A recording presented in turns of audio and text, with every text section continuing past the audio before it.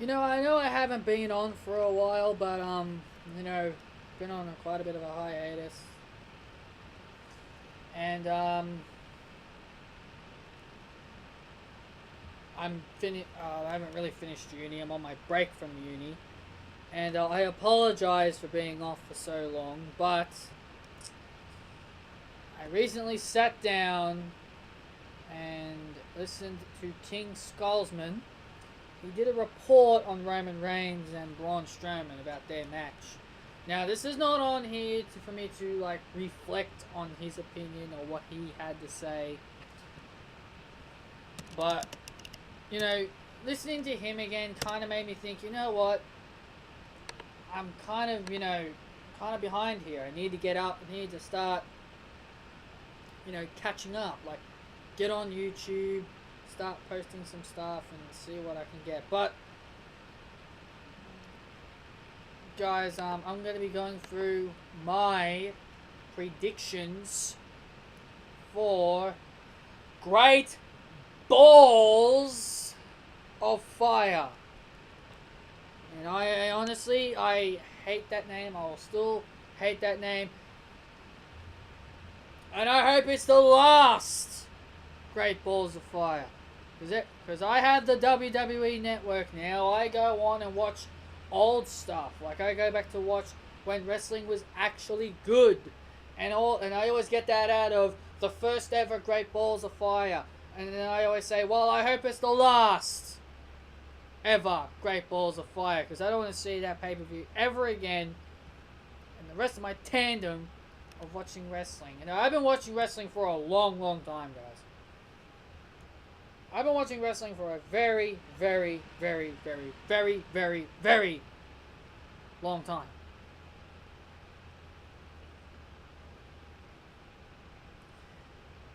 So here's what's going to happen. Great Balls of Fire. So we got the pre-show. We got Neville versus Akira Tozawa for the Cruiserweight Championship. From what I have been seeing, I could possibly see Tozawa winning because of the fact that Neville has been winning every single time. We've also got Brock Lesnar versus Samoan Joe. Now, I'm going to save this one for another time because I'm going to talk about that one later on. I'm also going to talk about the Braun Strowman Roman Reigns one later. Alexa Bliss versus Sasha Banks. I expect my girl Sasha to win the match. Well, even though she won on Raw, but that's another thing. Like, I know I don't really do a lot of Raw reviews or anything, but I mean, goodness gracious. I mean, when Sasha Banks was in that 2-on-1 handicap situation against Bliss and Nia, the commentators were like, "Oh, she's in a 2-on-1 handicap situation," and I'm just like, yeah, what's the bet? She still bloody wins. And then she makes Alexa Bliss tap out, and I'm like, gee, I really hate the fact how WWE commentators are so freaking stupid. Like they build up, like, this person's in a 2-on-1 situation. Yeah, the one person who is in the 2-on-1 situation, that one person always ends up winning. Back in the day, I guess I couldn't really say back in the day, but I guess back in the day, maybe some handicap matches were like if it was 2 against 1, the person that was in the 1 would always most of the time lose. Sometimes would win depending on the person. But yeah, so Sasha Banks. I'm still gonna pick Sasha, even though she'll probably lose. Seth Rollins versus Bray Wyatt. I predict Seth Rollins to win this. Enzo Amore and Big Cass. Now, I actually want to talk about this one as well. They kind of made it a little bit obvious that it was Big Cass. They kind of made it obvious that it was Big Cass, but at the same time, I was like, you know what? Maybe we'll just wait. But then it was like, then they blamed the Revival, and then the Big Show, and they were innocent. And then once they were all innocent, I was like, yeah, it's Big Cass now. So Big Cass versus Enzo. I'm actually gonna say Big Cass will most likely win this match because, you know, he's the one that's being pushed. So I'm guessing Big Cass will most likely win. Miz with the Miz Entourage and Maurice versus Dean Ambrose for the Intercontinental Championship. I honestly do not know where they're going to go with this match, quite honestly. I am going to say Dean Ambrose for the win, considering what I saw on what happened on Raw. Sheamus and Cesaro versus the Hardy Boys in a 30-minute Iron Man tag team match. Okay, so I guess Sasha Banks versus Charlotte wasn't good enough, huh? I guess their 30-minute Iron Man match wasn't good enough, huh? So now we have to have a tag team Iron Man match. I mean, are you for real? Hey, I like the idea. It's something new. But I mean, didn't we already have an Iron Man match between Sasha and Charlotte? And also Bayley and Sasha? So now we're going to have another one. You know, sitting through 30 minutes of an Iron Man match, to me, is way too freaking long. To me, it's way too long. Now I know now the Sasha Charlotte one was actually, it was a bit different because, you know, the clock went more quicker. Like, but somehow I thought the match was quicker, even though it was 30 minutes. But either way, I expect Sheamus and Cesaro to win this match, and this will cause the Hardy Boys to break up. Jeff Hardy will just be Jeff Hardy, and then Matt Hardy will become broken. Bank on it. Now I'm going to talk about Roman Reigns and Braun Strowman here. I've been listening to a lot of people. I haven't really been listening. I've been seeing these reports going around that Roman Reigns and Braun Strowman has a big impact to their match at Great Balls of Fire. Okay, at first I was thinking, okay, maybe this is the part where they're just going to say, oh, whoever wins versus the Universal Champion. But maybe that but I just remember Roman Reigns made a statement that he was going to fight the winner of Joe and Brock. So, and then I've been hearing King Skullsman, I listened to him, what he had to say about it, and he was stating that Samoa Joe could possibly win. Now, what that means to me is the fact that they're gonna build. If this does happen, the basic storyline is basically gonna be, oh, Roman Reigns has never beaten Samoan Joe because Samoan Joe beat him in his debut, and he beat him again a couple of weeks back when Braun Strowman made his return, right? So basically, from what I am seeing, is that if Joe does end up winning the Universal Championship, they're basically going to build it up around Roman Reigns has never beaten Samoa Joe in a one-on-one competition. In one-on-one competition, Roman Reigns has never, ever been able to pin Samoa Joe. Now listen, I understand the reactions that people give Samoa Joe because, you know, they're big fans of him. You know, I respect his work, but I'm just not a big fan of his. I respect his work. He's done a very good job. So don't come at me because I said I don't like him. So I respect his work, but I don't like him. And I don't like Roman Reigns either.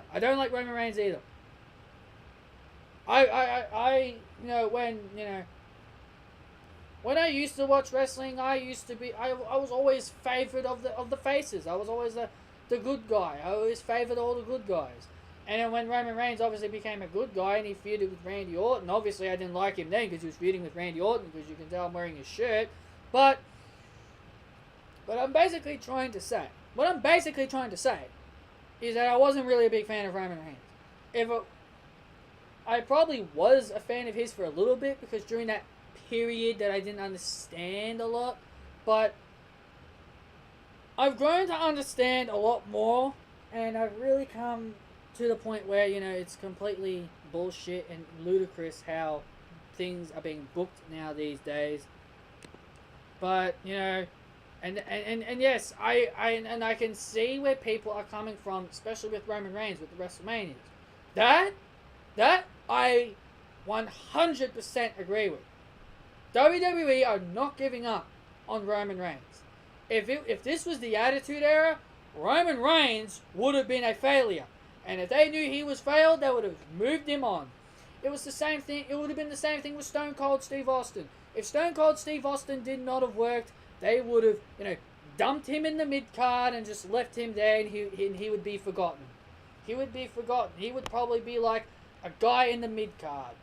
Like, that's what Roman Reigns would have been. He would have been a guy in the mid-card, and maybe fans would have liked him. Maybe fans would have liked him if Vince McMahon wasn't a big fan of Mr. Roman Reigns. But if he's a fan of Braun Strowman because he likes big sweaty men, from what I've been hearing, that Vince McMahon's he's a big fan of big sweaty men. If he's a fan of big sweaty men, then why is he having Braun Strowman versus Roman Reigns? Oh, it's because he's called the monster among men. Vince McMahon is trying to make it look like that Roman Reigns can beat the monster. I mean, there's been so many monsters in professional wrestling. Umaga, he was the monster. Great Khali, even though he was trash, but there's been so many monsters. Even women had their own monsters. Chyna, Beth Phoenix, Karma. Even though she wasn't around for very long, but she was a monster when they did have her in. Nia Jax. I guess we can't really call her a monster, can't we? Guess we can't really call her a monster the way she's been booked. Friggin' tapping out to Sasha Banks in that gauntlet match. That's not a monster. That is a weakling.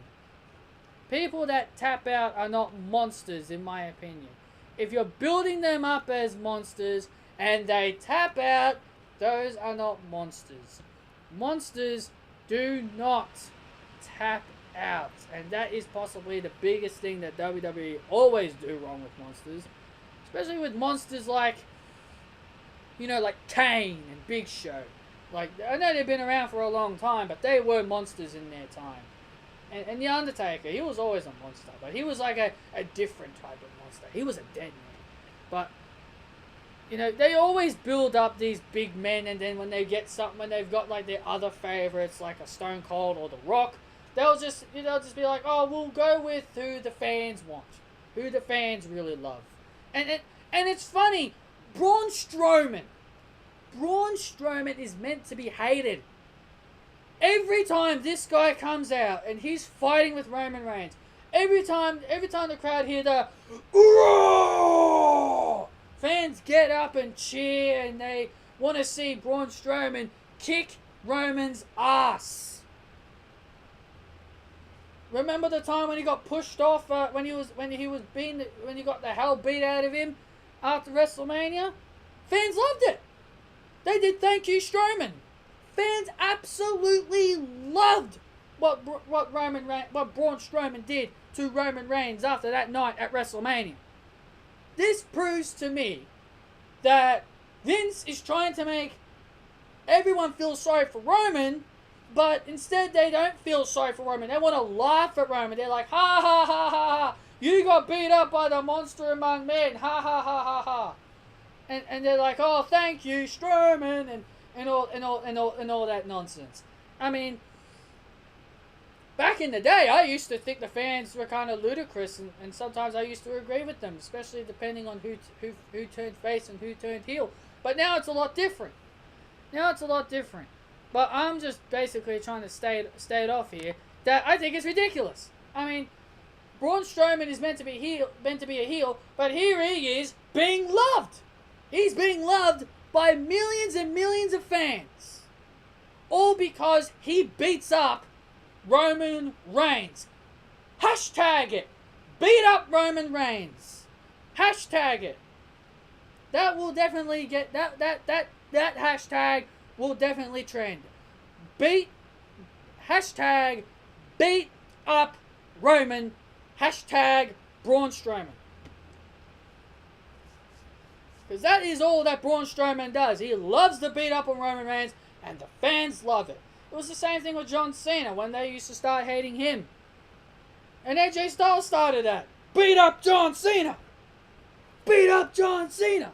AJ Styles started that, and people started, hashtagging that. But, to me, it's kind of ridiculous how, they're booking Roman Reigns this way. And I understand to what a lot of people say. WrestleMania 31, lucky they had Seth Rollins in the pocket. WrestleMania 32 against Triple H. Now this year against The Undertaker. I mean, now you know why. Now you know why they wanted Money in the Bank on SmackDown. Because they didn't want the Money in the Bank holder to ruin Roman Reigns. Right now, the Money in the Bank holder is Baron Corbin, and he's on SmackDown. They did not want the Money in the Bank on Raw. They didn't want the Money in the Bank on Raw. Now you can understand why they didn't want it. Because of the simple fact is that if they had it, it would have been a wreckage. The fans would have been angry, and now they'd have to say, "Oh, quickly, let's get the Money in the Bank holder out there." I mean, when Roman Reigns won the title, they had Sheamus come out of nowhere and beat him up.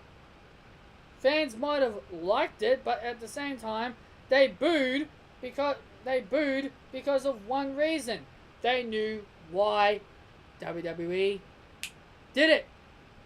Just so in that way they can make the fans feel sorry for Roman Reigns.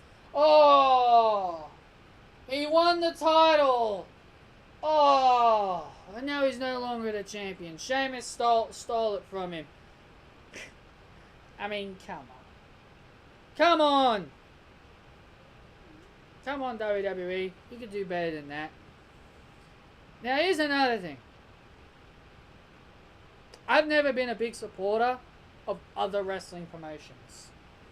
People have always, asked, some people have asked me, they're like, "Oh, well, you could always watch TNA, you could always watch Ring of Honor or New Japan."